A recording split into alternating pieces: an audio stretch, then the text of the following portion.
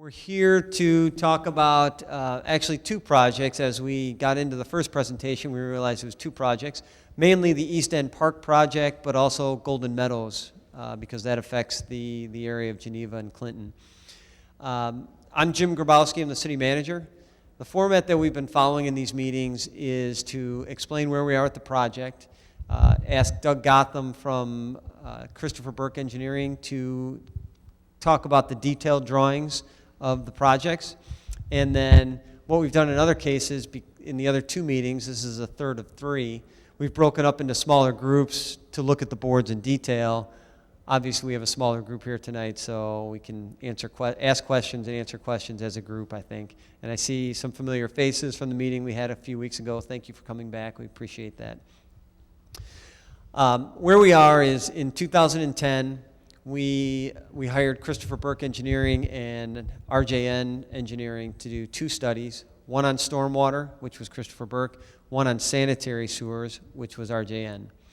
We're not talking about the sanitary tonight unless you have specific questions, but one of the results, one of the outcomes of the RJN project was a wet weather relief project that the City Council approved a few months ago, that is in the Jackson-Saylor area south of here. $6 million project that's going to help 2,300 homes in that area to help pull sanitary sewer out of the system and send it to a storage tank. Along the lines of sanitary, though, and I'll say this because we talked about it in our meeting earlier, the pumps that were out at the end of Geneva have all been replaced. We just finished that project, so something we did talk about, and I want to let you know that it did happen. The storm sewer side of it, where Christopher Burke looked at the areas that were inundated in 2010, they came up with a number of areas that we could possibly retain stormwater in. Those were all park and school sites. We took those projects, went to the school board and the park district board, and let them know we're looking at the possibility of storing stormwater on your site, reconstructing it to do that, making it usable for what their missions are. They had a number of questions at that point. Then we asked Doug to complete the drawings that are around here.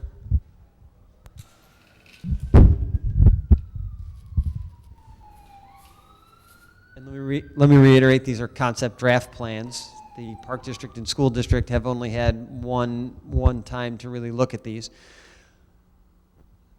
They asked a number of questions. We had Doug do these more detailed drawings.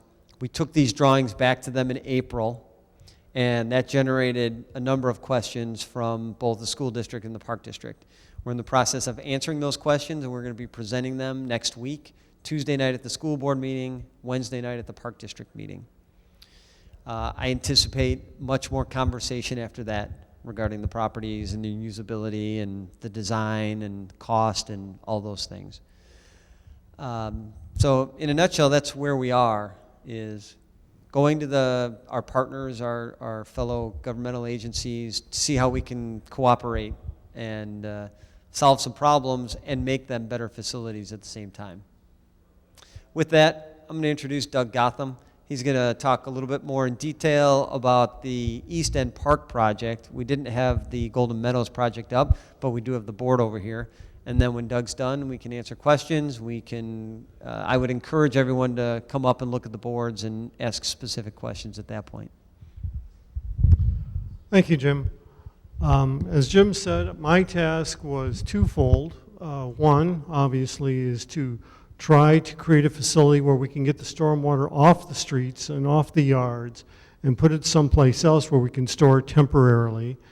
And because we have to do this on available open space, the only available open space in the East End or the Geneva Street area is East End Park. And since it's a park district facility, it has a different function right now. It has one for preservation of open space, but two, active recreation. So my task was to accommodate the stormwater and also accommodate the athletic and open space activities that occur there now. Now, I'll just go over this really quick. What we have here would be a pipe coming in from the Geneva Street area that would flow in here. The water would be stored in this area here, and then it would gravity flow out. This is a complete gravity system. It's gravity to flow in, it's gravity to flow out. The water would only be in here temporarily, probably not more than 2 days, because if it was longer than that, then the athletic purpose would be lost. The grass would be killed, the season would be over. We've done this recently in Downers Grove, where we were able to do it at Washington Park. They had the same flood event that you experienced on the 18th. They had 4 feet of water on their softball field. By the following Sunday, they were playing on that softball field. So we know how to do this and do it right so the recreational aspect can be maintained. So what we have here is these two beige areas that you can see are the 2 baseball fields that are out there now. What I would propose to the Park District is that we keep this one here, we just turn it a little bit, and we move this one up into this corner. And then that way we can get a nice soccer field across the center right through there. To do this, to bring us down this 4 feet, that's what these contours are, or in this cross section you can see we have a nice gentle slope coming in, so it's not a severe bank. This won't be a big pond or look nasty in any way. But we would have this little slight retaining wall so we wouldn't disrupt the parking that's there. So we'd have the little retaining wall there, and then a nice ramp that you see right here that would ramp down, so we'd have ADA access to the backstop, and it would ramp down here on the west side to the existing path that's there now.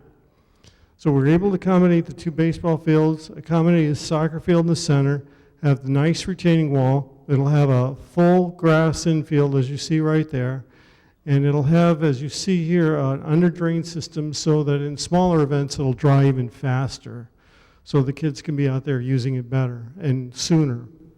But in a nutshell, that's it. We're able to store 4 acre-feet in that facility and still maintain the recreational aspects. We showed this to the Park District. They do have some questions, and again, we'll meet with them in a formal board meeting next week, Wednesday. Any questions?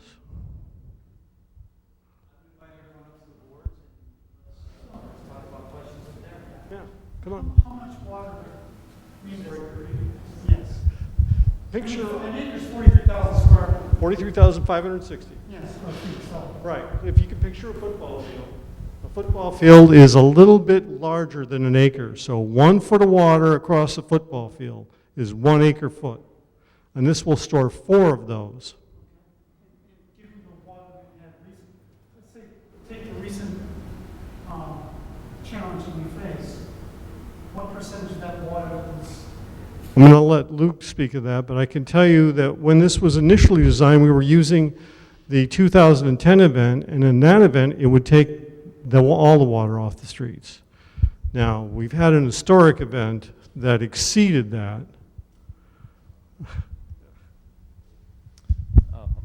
When we did the study back in 2011, what we did was we looked at these theoretical design events that us engineers use for design, and we also looked at the July 2010 event, which was the flood of record for the area.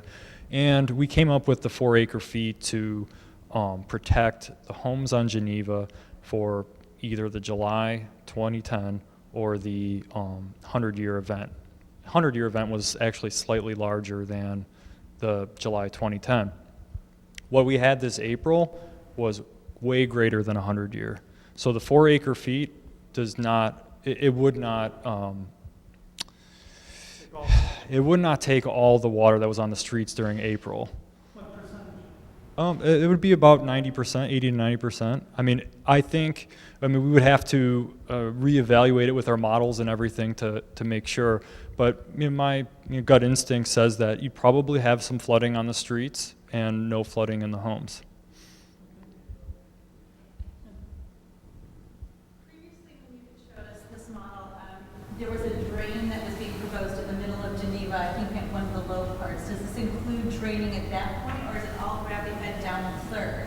Or will the water still go through the middle of Geneva and down through the middle of the homes in Clinton? Yeah, exactly. The red line that's kind of cut off on this exhibit should extend to that low point on Geneva that you saw on those older exhibits. Where would the water go? Sorry. So, I mean, the low part of Geneva, would it come through the homes, so into their backyards and then into there? Or is it going to somehow get to the street or through a drain? Right. The way we would pick off the stormwater is that low spot in the street. It's pretty much in the middle of the block. we would put in large. So that incorporates that. Yeah, exactly. So we would put in inlets in the street at the low spot. The water would drop down to our storm sewer, which isn't shown completely up here, and then drain the water from that low spot over to the park. I think the question is probably a good one, because the water won't come in with that rain. It's not gonna come down The water's first. gonna come in more or less there where the B of baseball is. It's gonna come into the middle. I mean, we agree. That's where the water. That's where the water's naturally gonna flows. The water's not gonna come up to the Maybe it's helpful if we go up to the board with the topography.